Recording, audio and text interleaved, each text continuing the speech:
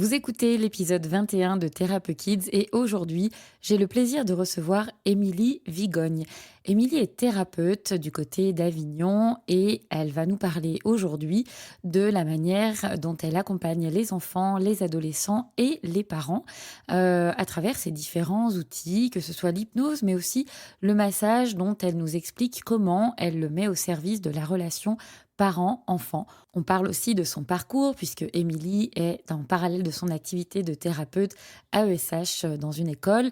Et puis on parle aussi des doutes, de la quête de légitimité qui traverse tout accompagnant, je crois, quel que soit le stade de son parcours. Je vous souhaite une belle écoute.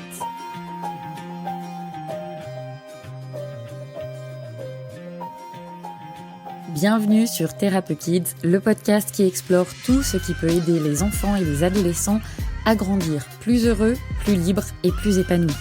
Que vous soyez professionnel de l'accompagnement, thérapeute, travailleurs sociaux, professionnels de santé, enseignants ou encore que vous soyez parents, vous allez découvrir au travers d'interviews passionnantes des ressources dont chacun de vous pourra s'inspirer dans son quotidien personnel ou professionnel pour contribuer à la mission de Kiddy Mind qui est celle d'accompagner les enfants à grandir plus heureux. Si vous ne connaissez pas Kiddy Mind, il s'agit d'une communauté et d'une plateforme en ligne dédiée aux professionnels de l'enfance, qu'ils soient débutants ou plus avancés dans leur pratique, qui les aident à développer leur expertise auprès des enfants, des ados et de leurs parents. Et si vous ne me connaissez pas encore, je suis Isabelle Ablin, la fondatrice de Kiddy Mind. J'ai été éducatrice spécialisée puis chef de service éducatif pendant plusieurs années avant de me décider à quitter le secteur social et médico-social pour m'installer en libéral en 2016 en tant que praticienne en hypnose. Aujourd'hui, mon quotidien est exclusivement tourné vers la création de programmes et de contenus en ligne, avec toujours au cœur de ce que je partage, l'envie de montrer qu'on a toujours le choix, que tout est possible, sans dire pour autant que le chemin sera facile. Je vous propose donc de découvrir comment, en tant qu'adulte, vous pouvez dès aujourd'hui contribuer à avoir un véritable impact auprès de ceux qui seront les adultes de demain avec l'épisode du jour.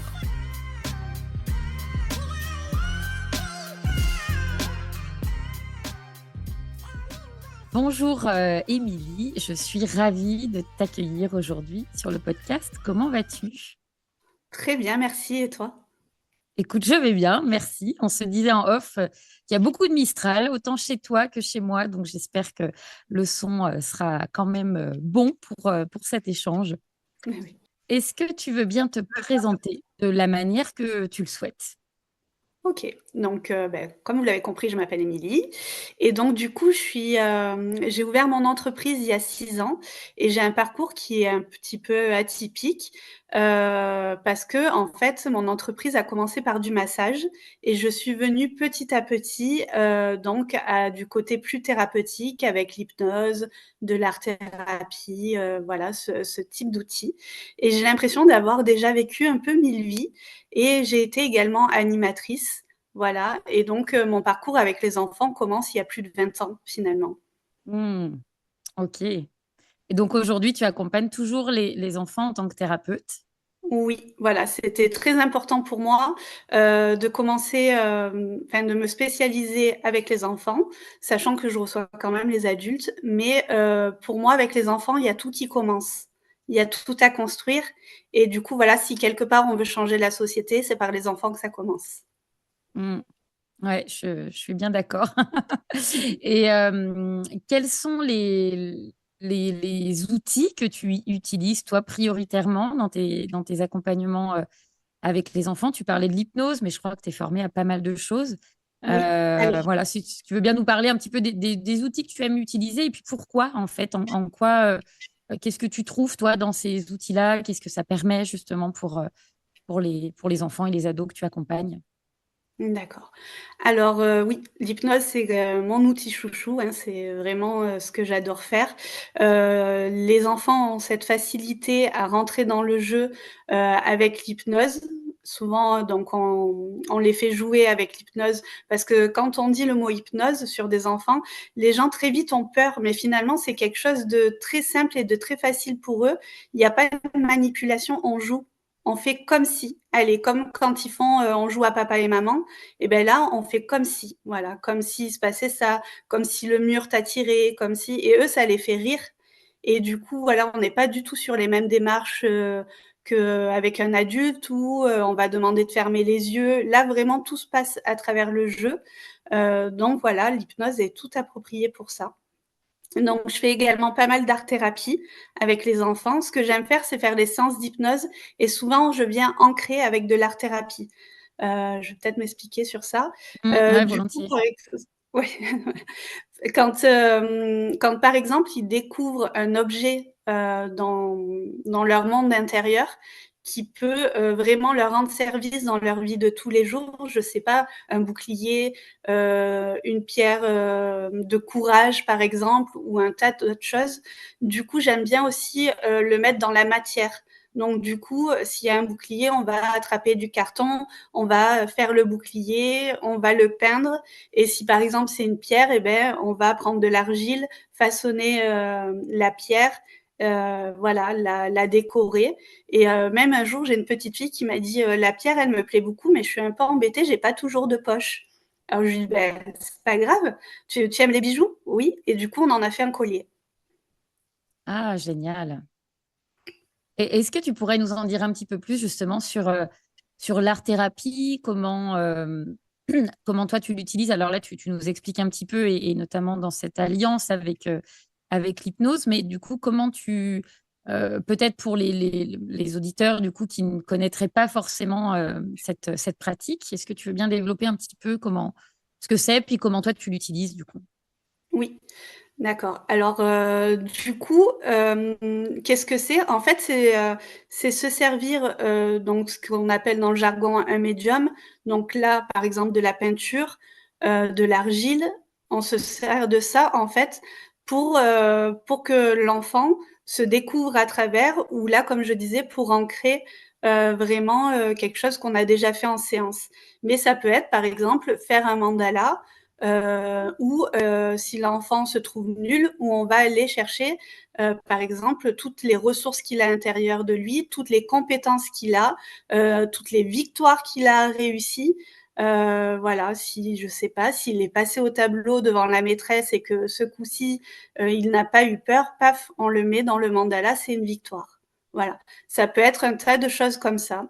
Ça peut être aussi comprendre, par exemple, où se situe une émotion dans le corps. Donc là, on va dessiner le corps. On passe vraiment par cet aspect où on passe en fait par le dessin, l'écriture aussi, pour arriver en fait à des buts thérapeutiques. Ok, oui, donc il y a vraiment cette idée d'amener du concret pour l'enfant, là où avec l'hypnose, par exemple, on serait dans quelque chose de plus abstrait, plus dans le ressenti, dans le vécu. Là, avec Oui, l'art-thérapie, l'idée, c'est vraiment de venir utiliser la matière, et j'imagine aussi c'est ça. d'explorer d'autres sens, notamment kinesthésiques, et de pouvoir vraiment ancrer d'une autre manière. Oui. Et on est très dans le moment présent en fait quand on crée et ça a un côté très apaisant, presque méditatif. Hmm, ok. Et du coup, il y a une question qui me vient parce que souvent, chez beaucoup, notamment de praticiens débutants, alors je pense notamment à l'hypnose, mais il y a souvent cette question qui revient de comment je me présente, comment je m'appelle, est-ce que je vais parler de praticien en hypnose, d'hypnologue, d'hypnothérapeute, et puis des collègues Oui. qui ont plusieurs outils, tu vois, dans leur besace. Et toi, c'est ton cas. Les gens viennent te voir par quel biais, en fait? Est-ce qu'ils cherchent une hypnothérapeute et puis se rendent compte que finalement, tu as d'autres outils? Est-ce que c'est plutôt l'art-thérapie que tu mets en avant? Comment tu communiques, en fait? Et comment toi, tu te définirais, si c'est le cas? Oui. Alors, donc je me suis longtemps creusé la tête, effectivement, pour trouver une appellation, qui réponde à ma pratique, qui décrive bien ma pratique et en même temps, qui respecte la loi et ça, c'est vraiment un casse-tête sans nom, parce qu'on est un petit peu seul, hein, face à ça, rechercher ce que dit la loi, être vraiment dans le cadre et du coup, j'ai trouvé cette appellation de thérapeute, qui alors j'entends, qui veut tout et rien dire et c'est vrai, ça veut tout et rien dire. Donc toujours en dessous, je justifie de mes outils, voilà. C'est la manière que j'ai trouvé de plus simple, parce que la psychothérapie, ça me correspondait pas complètement. Donc voilà, je suis allée au plus simple avec cette appellation de thérapeute, tout en mettant mes outils. Et du coup, de quelle manière les gens arrivent? De différentes manières. Il y en a qui viennent vraiment chercher l'hypnose. Il y en a qui peuvent venir pour du massage et partir après sur de l'hypnose. Le fait d'avoir ces multiples casquettes, parce que quand même on touche à l'intimité des gens, c'est pas évident. Et des fois, de venir pour un massage, ça permet une première fois de rencontrer la personne, de voir qui elle est et finalement de se dire, eh ben, je suis d'accord pour aller avec elle, explorer voilà l'hypnose, l'art-thérapie. Et, euh, et voilà. Et j'utilise d'ailleurs le massage dans ma pratique thérapeutique également. Ok. Et le massage, tu l'utilises aussi avec les enfants? Oui, j'utilise le massage avec les enfants. Alors pas moi directement sur les enfants, c'est souvent du coup, en relation parent-enfant que je l'utilise. Quand il y a besoin de recréer un lien, quand il y a besoin d'avoir une activité commune et en même temps de pouvoir poser l'enfant, de pouvoir parce que le massage a énormément de vertus qu'on ignore, en France, c'est bien dommage, mais il a une action au niveau des hormones, au niveau du cerveau, du système nerveux. Enfin, c'est juste fabuleux. Et du coup, moi, j'explique en séance les bénéfices d'un massage aux parents. Et après, je leur apprends à se masser l'un l'autre. Ok, ouais, c'est super intéressant. J'ai plein de questions qui me viennent du coup parce que donc tu dis que tu te présentes en tant que thérapeute et puis avec tu listes entre guillemets en tout cas les différents outils que tu utilises. Euh, Comment les gens est-ce que tu sais déjà comment les gens te trouvent en fait, tu vois, c'est-à-dire que quand ils cherchent un thérapeute pour leur enfant, c'est vrai que souvent on dit bah voilà, il y a pas mal de collègues du coup qui vont mettre en avant l'outil et puis des parents qui vont par exemple chercher des séances d'hypnose ou d'art-thérapie, mais enfin, c'est peut-être un peu moins médiatisé, l'art-thérapie. En tout cas, j'ai l'impression. Chez les parents. Donc, toi, comment tu communiques en fait? Est-ce que tu communiques sur les différentes problématiques que tu accompagnes et puis ensuite les familles découvrent les différents outils que tu as à ta disposition? Ou est-ce que tu communiques aussi en fonction des différents outils et puis ensuite tu élargis en fonction de la problématique de chacun? Alors, c'est rigolo que tu me poses cette question parce qu'en fait, depuis hier, je vais changer, mon fusil d'épaule. Donc c'est en Ok. cours en cours de transformation. Jusqu'à maintenant, je présentais mes outils et sur mon site, j'avais mis le coin des enfants. Et en fait, là, je vais fonctionner différemment, c'est-à-dire que je vais faire ressortir des problématiques et du coup, voilà, les gens pourront me trouver plus à travers les problématiques qu'à travers les outils. Parce que finalement, les outils, il y a certaines personnes qui vont faire attention à l'outil, mais c'est pas tout le monde. Ce qui les intéresse principalement, c'est ce qu'on va répondre à leurs problématiques. Voilà. Hmm. Est-ce qu'on va leur répondre à leurs problèmes, à ce qui leur provoque des émotions et du coup, de présenter l'outil, ça leur parle pas. Et comment qu'est-ce qui fait que tu as pris cette décision, toi, dans ton quotidien? Qu'est-ce que tu as remarqué qui a fait qu'à un moment donné, hier, tu t'es dit, Oui. là, il faut que je change mon fusil d'épaule parce que ça leur parle pas. Comment tu t'es aperçue de ça? Alors hier, j'ai eu, du coup un coaching. Ce qui m'a fait, prendre conscience parce que j'avais déjà vu des vidéos qui traitaient, de ce sujet-là, que ça soit sur TikTok, sur YouTube, hein, on peut trouver Hmm. une multitude d'informations et du coup, d'ailleurs je te l'avais noté sur le mail, je suis très mauvaise en marketing, j'en avais très conscience et du coup là vraiment j'ai mis le doigt sur vraiment ce qu'il fallait que je remodule pour être plus accessible. Voilà, pour être plus lisible et plus compréhensible pour des personnes qui n'ont pas fait nos formations. Ok, ok, ok. Hyper intéressant, merci. Euh, comment tu intègres les parents, toi, dans tes accompagnements? Tu vois, quand les parents prennent rendez-vous pour leur enfant, parce que justement, il y a une problématique particulière pour leur enfant ou leur adolescent, comment tu accompagnes ou pas les parents?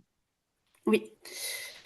Alors oui, effectivement, c'est une démarche qui est très intéressante et d'autant plus que moi, avant de me former, ce qui s'est passé, c'est que, j'ai été voir des thérapeutes pour mon fils, notamment et du coup, j'ai été, très heurtée par la manière dont me traitaient les thérapeutes. C'est-à-dire, je restais à la porte, j'avais eu un échange téléphonique, je ne rentrais pas dans la salle, c'était seul l'enfant et du coup, j'avais l'impression d'être mise complètement en dehors du processus et voire, des fois, on peut, tomber dans une espèce de paranoïa à se demander ce qui se passe pendant ces fameuses séances auxquelles on n'a pas accès. Donc du coup, je prends le temps, d'échanger avec les personnes sur la première séance avec les enfants. Mais je me réserve aussi le droit, par exemple, si la personne a envie de venir une première fois sans les enfants, je serai tout à fait OK avec ça. Si elle a besoin de vider son sac, d'utiliser un vocabulaire déplacé qu'elle ne veut pas aborder devant son enfant, ça, je serais complètement OK avec ça. Ça me poserait aucun souci. De manière générale, je reçois l'enfant avec le parent. Du coup, moi, j'ai déjà préparé des séries de questions dans ma tête par rapport à la problématique qu'on m'a annoncée soit par téléphone ou soit quand ils prennent directement la réservation. Du coup, il y a un onglet où ils peuvent laisser un petit message. Et en fait, voilà. J'ai pas vraiment de truc très figé. Après, je vois comment ça se passe. Je vois si l'enfant est en capacité de rester seul dans un deuxième temps avec moi ou s'il a besoin de plus de temps. Voilà, ça va dépendre.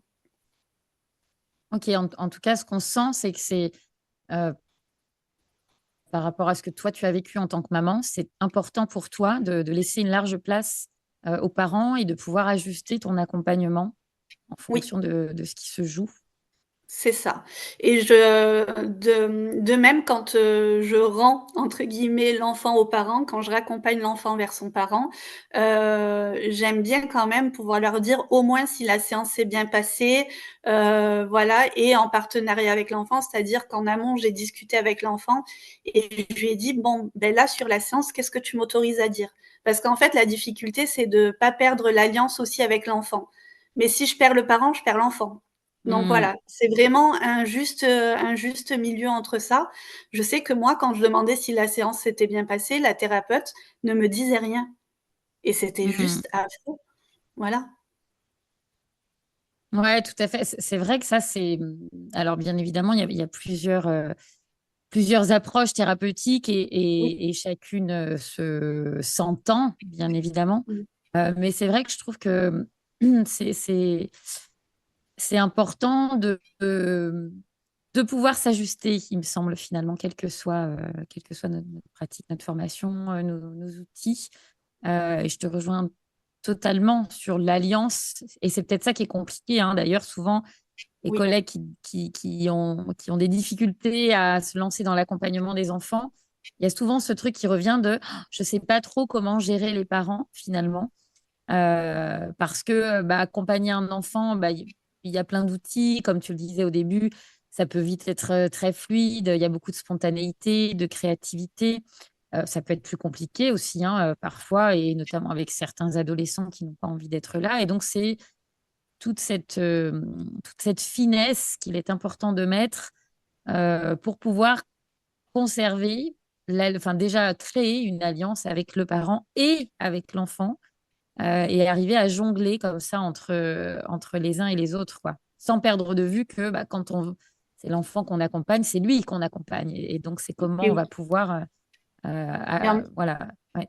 en même temps, c'est souvent le parent qui est, à l'initiative de la démarche. Voilà. C'est rarement l'enfant qui va dire, «Moi, j'ai envie d'aller voir quelqu'un». Donc c'est important quand même, voilà, que le parent puisse être entendu et avoir sa place et il m'est arrivé aussi, du coup, d'accompagner le parent, voilà, pour, dans son positionnement de parent. Hmm. Est-ce que, qu'est-ce que tu as vu évoluer le plus, toi, dans ta pratique d'accompagnante? Tu disais que bah, ça fait 20 ans que tu travailles avec les enfants, qu'au début, tu étais animatrice et puis thérapeute depuis plusieurs années quand même maintenant. Euh, Qu'est-ce que tu dirais, par exemple, aujourd'hui, avec ce que tu sais, avec ce que tu as appris? Qu'est-ce que tu dirais à l'Émilie qui débutait dans l'accompagnement thérapeutique? Ah, qu'est-ce que je dirais? Bonne question. D'être plus cool. D'être plus cool. Ouais, d'être plus cool parce qu'on se met une pression, monumentale et finalement quelque part on doit, transpirer cette pression et voilà et on parle beaucoup du cadre, et je pense aussi que voilà, il faut se privilégier du temps pour soi, c'est, primordial et pouvoir être modulable, adaptable et finalement quand on prépare tout, quand on se met un cadre qui est trop rigide, on passe à côté de plein de bons moments, de plein de belles choses et peut-être à côté de personnes des fois parce qu'on n'a pas été assez souple à ce moment-là. Voilà. Donc ça, je pense que voilà, de prendre plus de recul. On joue pas notre vie à chaque étape et voilà. C'est une phrase que je me dis encore régulièrement. Ouais. Ouais. Est-ce que tu as des espaces, toi, où tu te fais accompagner, où justement tu as des, des possibilités de pouvoir prendre du recul? Parce que parfois, se le dire, c'est bien, mais on n'y arrive pas toujours, on ne voit pas toujours ses propres angles morts. Et puis parce qu'on peut accompagner aussi des situations qui peuvent être difficiles émotionnellement, compliquées. Est-ce que toi, il y a des choses que tu mets en place régulièrement justement pour avoir ces espaces de prise de recul pour toi? Oui, tout à fait. Alors déjà, on a un groupe Facebook où on peut échanger, du coup, parce que j'ai suivi, ta formation.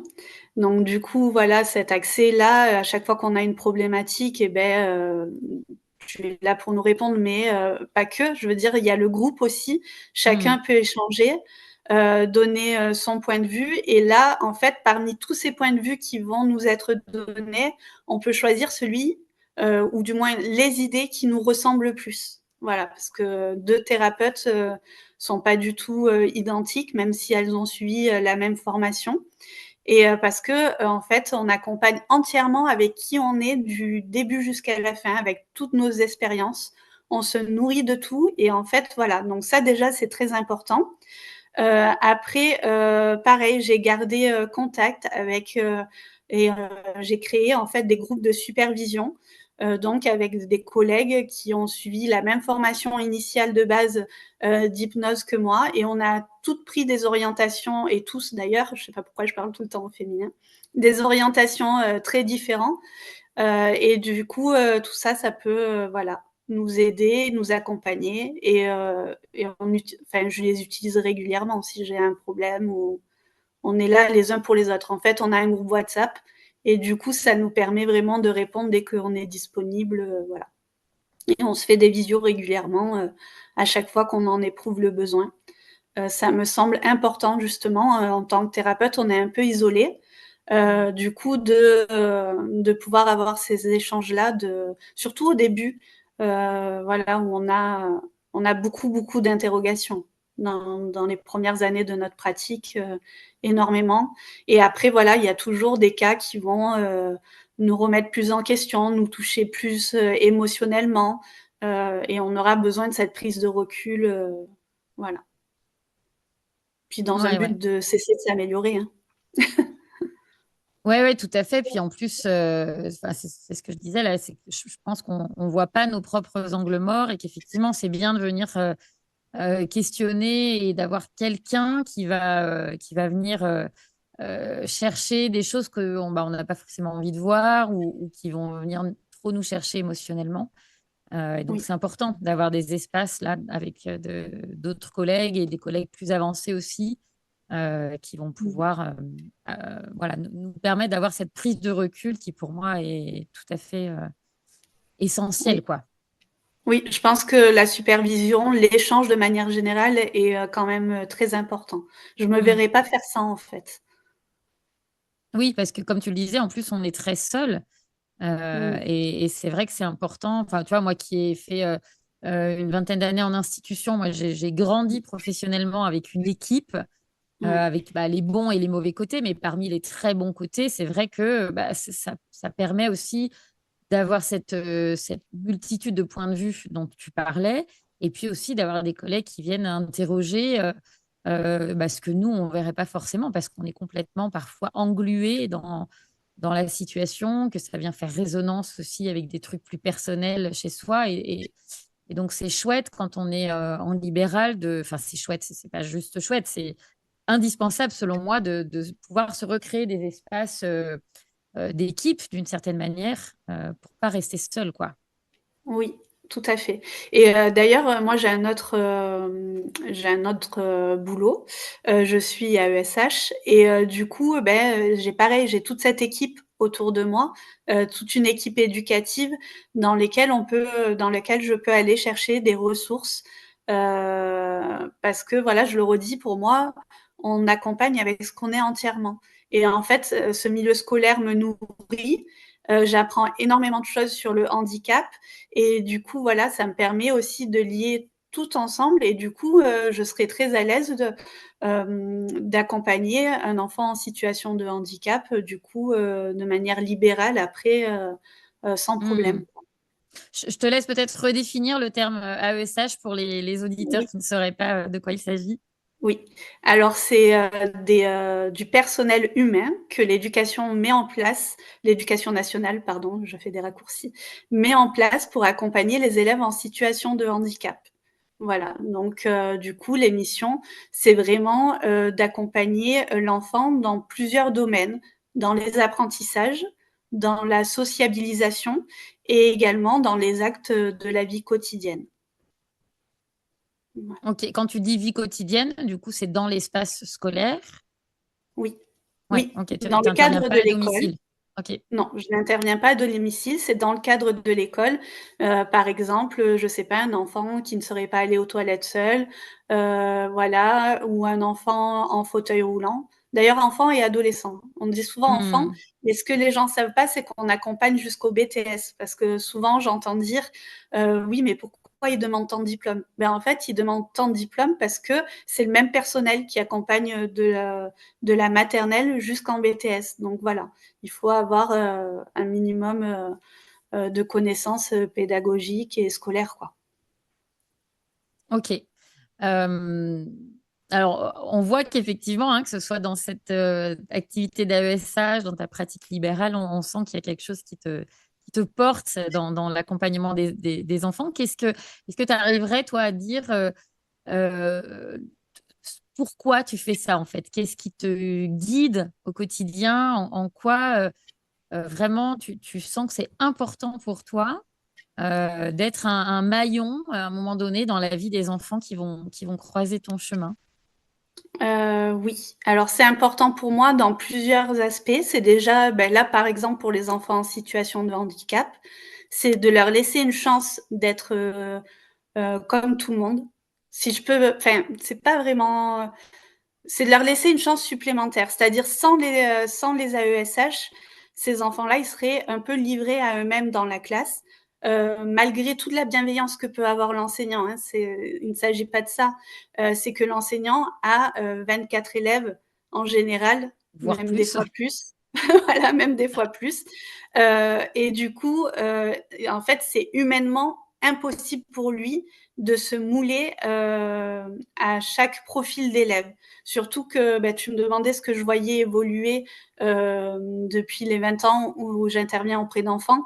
Ce que je vois évoluer, c'est justement de plus en plus de profils atypiques. Voilà. Mm. Donc, d'enfants 10, d'enfants TDAH, ah ouais, je parle encore en symbole, désolée. 10, je pense que tout le monde connaît, TDAH maintenant aussi, et donc des enfants qui seraient porteurs de troubles autistiques, voilà, du trouble du spectre autistique. Je trouve qu'il y en a de plus en plus. Alors, pourquoi? Je n'ai pas forcément l'explication. Peut-être aussi parce qu'on les diagnostique mieux. Voilà. Avant, c'était sans doute des enfants qu'on mettait dans un coin de la classe parce qu'ils étaient perturbateurs et on cherchait pas plus loin. Donc ça, c'est très important. Par exemple, je pense là au massage aussi. Le massage a tout à fait sa place au niveau de tout ce qui va être consentement. Voilà, on ne touche pas Mm. une personne sans lui avoir demandé son accord. Et en fait, avec ce massage-là, du coup, Voilà, on travaille plein de choses. On ouvre, en fait, c'est comme si dans l'enfance, on pouvait semer plein de petites graines. Voilà. Et après, on les laisse s'épanouir. Ouais, tout à fait. Ça me fait. Du coup, là, tu reparles du massage. Les parents qui viennent te voir pour ce massage que tu proposes là dans le lien parent-enfant, quelle est la demande initiale ou voilà, comment toi tu communiques dessus et qu'est-ce que les parents viennent chercher en fait? Alors, ils ne demandent pas le massage. C'est pas la première intention. Ok. En tout cas, voilà. Après le massage, tu vois, j'ai pu le faire, dans les écoles, dans des centres de loisirs, même dans des occasions, extérieures. Je repense à un événement, par exemple, qui s'appelle le Printemps des familles, vers chez nous, où, en fait, les familles viennent et peuvent avoir des ateliers gratuits. Donc voilà, là j'ai pu le présenter. Généralement, c'est jamais le parent qui est dans l'attente de ce massage. Euh, on a communément en fait l'idée du massage bébé. Ça, c'est acceptable pour tout le monde, mais dès qu'il grandit, l'enfant finalement, il est plus massé. Et ça, c'est quand même un problème parce que le toucher, c'est fondamental chez un enfant. Et d'ailleurs, j'ai une petite anecdote par rapport à ça, c'est que le toucher, c'est un des premiers sens qui se met en place dans le ventre de la maman et c'est le dernier qui nous quitte au moment de notre mort. Donc voilà, pour dire à quel point il est important dans notre vie. Et donc j'ai été formée par une association qui s'appelle MISA. Et en fait, MISA France, cette association, donc c'est Massage in School Programme. Et du coup, m'a appris à quel point un massage pouvait être nourrissant pour un enfant. Et alors, c'est un peu surprenant de parler de nourrissant sur quelque chose qui intervient au niveau du toucher. Et finalement, c'est nourrissant par tout ce que ça apporte à l'enfant. Voilà. Je le redis au niveau hormonal, au niveau de la sécrétion de l'oxytocine, ça fait un peu barrière à ces hormones de stress. Donc, voilà. Donc, les parents ne sont pas initiateurs, c'est moi qui propose. Ok. Ok, Voilà, ok. je leur dis typiquement, j'ai une petite routine qui pourrait être intéressante, voilà, qui est facile à mettre en place, qui prend 7 minutes de temps dans votre vie du quotidien. Et du coup, est-ce que ça vous intéresserait d'avoir une activité commune avec votre enfant pour voilà, un petit moment, vous vous chouchoutez, vous rapprochez. Et quand c'est présenté comme ça, les parents, ils acceptent. Ouais, c'est super intéressant parce que effectivement, tu as raison, hein, c'est vrai que le massage bébé, on en entend beaucoup parler. Et puis, il y a quelque chose, effectivement, qui s'arrête à un moment donné Voilà. dans la vie de l'enfant. Et ouais, Ouais, merci pour ce partage. Et oui, j'imagine effectivement que c'est très bien reçu par les familles quand tu le présentes comme ça et que dans le lien entre le parent et son enfant, euh, ça peut créer effectivement beaucoup de choses très chouettes, quoi. Oui, et puis c'est très facile à mettre en place parce qu'on n'est pas sur un massage dénudé.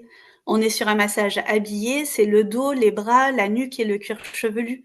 Donc même si on a envie de faire un pique-nique et de faire ça, dans l'herbe, dans le parc à côté de chez nous, c'est tout à fait d'accord aussi. Voilà, on est dans de l'intime par rapport au lien, mais pas dans de l'intime physique, où on se dénude, voilà. Il y a pas de ça avec les enfants. Mm, mm, mm. Et avec les adolescents, quelque chose que tu peux proposer aussi? Alors, là, c'est beaucoup, beaucoup plus compliqué parce qu'il faudrait en fait que, ce toucher, il ait été mis en place, dès la petite enfance et il faudrait que ça soit dans la continuité.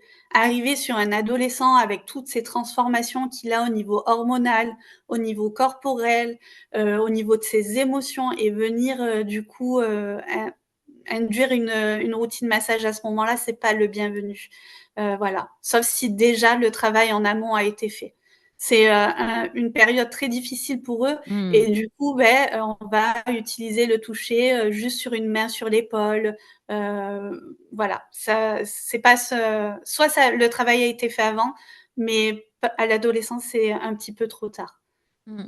Enfin, de manière générale. Après, il y a toujours, là, je fais une généralité, mais si votre enfant, il aime le massage, vous pouvez toujours tenter de lui proposer et enfin, votre ado et si vous voyez que chez lui, ça résonne pas, vous n'insistez pas, c'est pas le bon moment. Oui, Voilà. oui, c'est sûr que c'est une période qui est particulière et tout ce qui se joue au niveau du corps, effectivement, Et oui. l'approche ne peut a priori pas être la même qu'avec des plus petits, effectivement. En tout cas, ouais, Oui. très Est-ce que je peux rajouter quelque chose par rapport au bien sûr, massage? bien sûr, bien C'est, sûr. donc l'oxytocine, c'est l'hormone, du bonheur et elle commence à se sécréter au bout de 7 secondes d'un toucher sain. Yes. Ah ouais, tout à fait. C'est Donc vrai qu'il c'est y a très beaucoup de pratiques, de développement personnel, bien-être qui encouragent effectivement les câlins aussi qui permettent de oui. sécréter cette ocytocine, voilà, où vraiment on va prendre le temps de se poser, d'apprécier, et oui, l'ocytocine clairement, il y a plein de pratiques très, très chouettes à mettre en place pour pouvoir, limiter effectivement, le stress et puis revenir aussi à des moments de partage avec son enfant aussi, qu'on oublie quand les enfants en tout cas, on va moins prendre le temps quand les enfants grandissent parce qu'on est emporté par le quotidien, par tout ce qu'il y a à faire, par les devoirs, et donc oui, ça peut vite être plus Et oui, il y a le massage, mais il y a aussi tout ce qui est manuel. Ça se perd énormément, je le constate, je travaillais encore récemment, en centre de loisirs, où pendant les vacances, où je prenais la direction pendant les vacances et j'ai été effarée parce que j'ai arrêté pendant une période et j'ai repris après, de constater qu'en fait tout ce qui était, manuel avait un peu disparu des programmes. Voilà. Et pour moi, c'est primordial, en fait, de savoir manipuler, savoir créer. Il faut imaginer la fierté de l'enfant une fois qu'il a créé son œuvre et donc voilà, si j'ai un conseil à donner aux parents, c'est tant pis si ça salit un peu la maison, c'est certain, mais allez-y, offrez ça à vos enfants, c'est du bénéfice pour toute leur vie après. ouais, tout à fait d'accord. Ça, c'est oui et puis voilà, c'est important aussi s'il y a un moment où on manipule, où on tritouille, on touche, on s'amuse, bah, c'est voilà, c'est quand on est petit, quoi, hein, et c'est important aussi Bah pour toutes les oui. phases d'apprentissage de laisser l'enfant libre, de recourir, à cette créativité, cette spontanéité, cette envie de créer, qu'on peut perdre aussi en grandissant. Et oui. Moi, mon meilleur souvenir d'enfance, c'est d'avoir joué à la gadoue, hein. Et oui, sauter dans les Voilà. flaques et Et oui.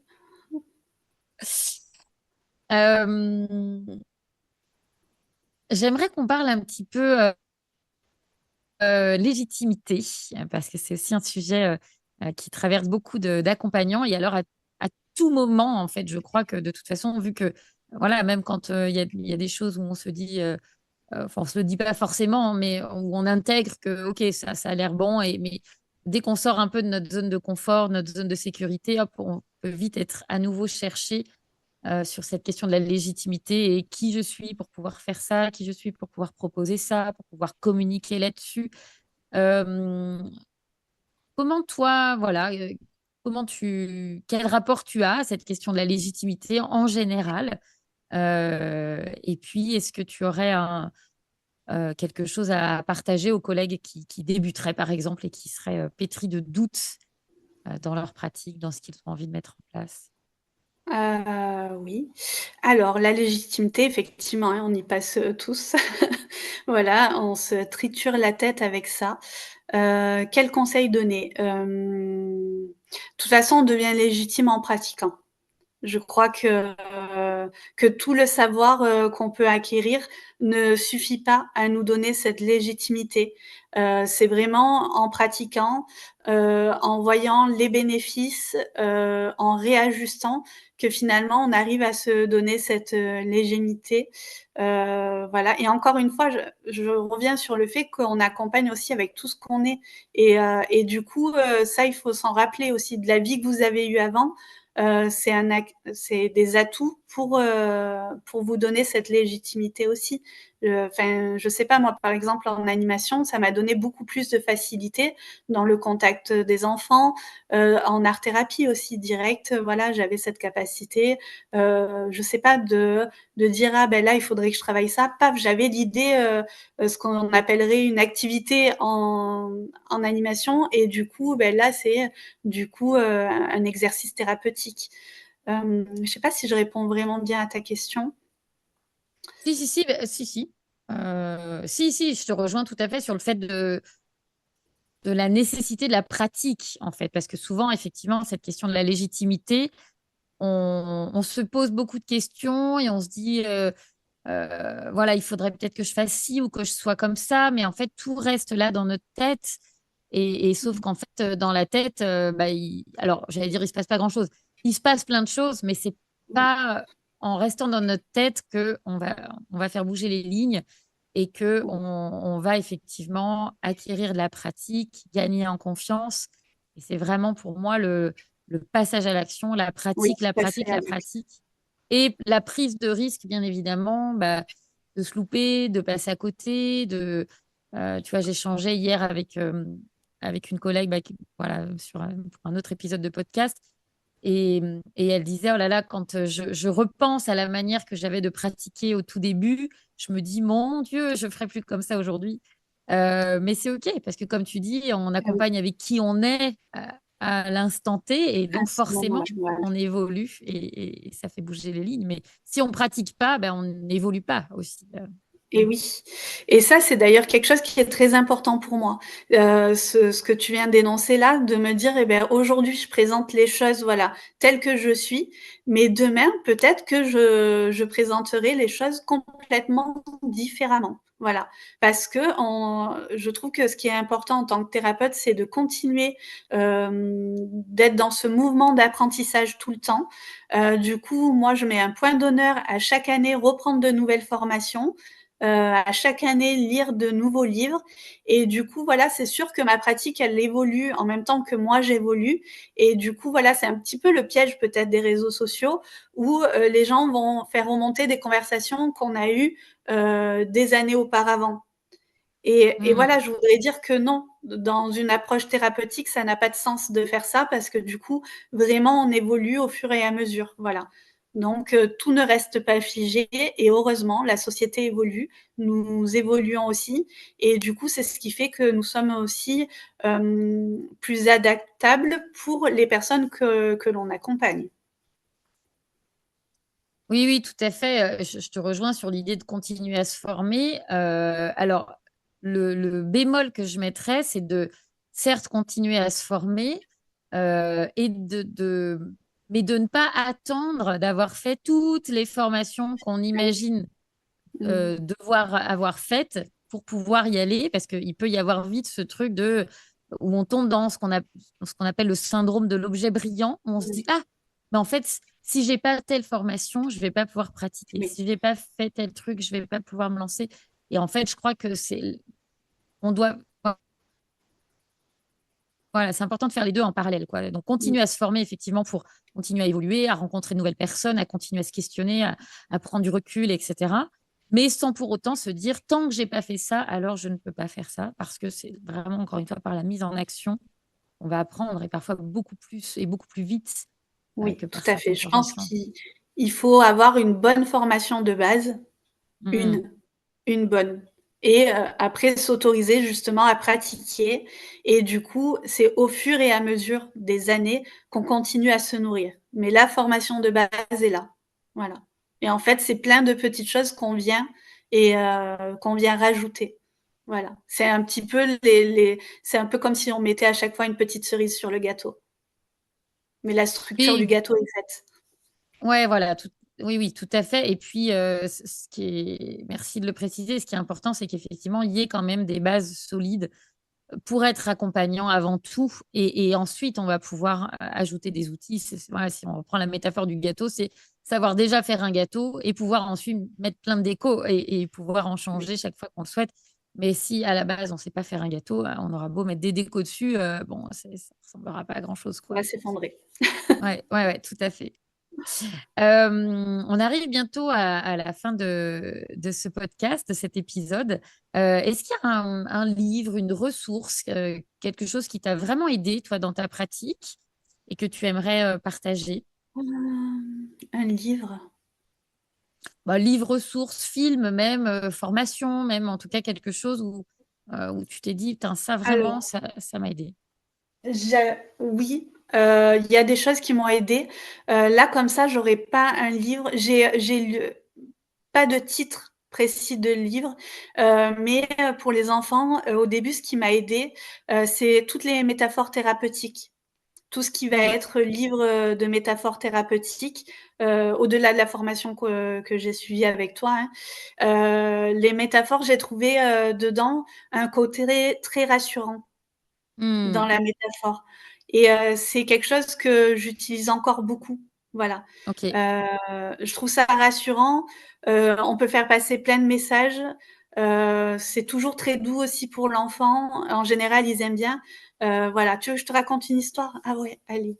Allez, on se prépare à l'histoire et on y va» et voilà, c'est pas un livre précis, mais du coup, voilà, pour les débutants qui ont envie, voilà, de chercher des métaphores thérapeutiques, on trouve plusieurs livres et c'est vrai que voilà, et puis même, créer les métaphores aussi, créer des histoires, voilà. Parce que ce qui est chouette avec, l'hypnose, c'est qu'on a cette liberté de pouvoir créer, une fois qu'on connaît, voilà, les bases, on peut créer et du coup, on peut créer ces métaphores également. Hmm, hmm, hmm. Yes, tout à fait. Merci beaucoup.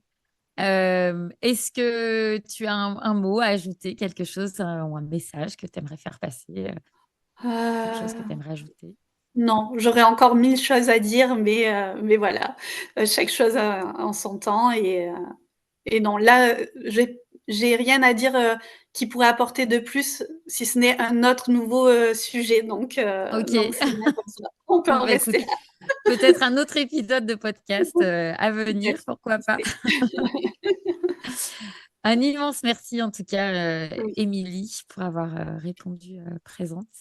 Et ben, c'est moi C'était qui te remercie de m'avoir laissé cette opportunité. avec plaisir. Et puis écoute, bah, je te dis à très très bientôt. À bientôt.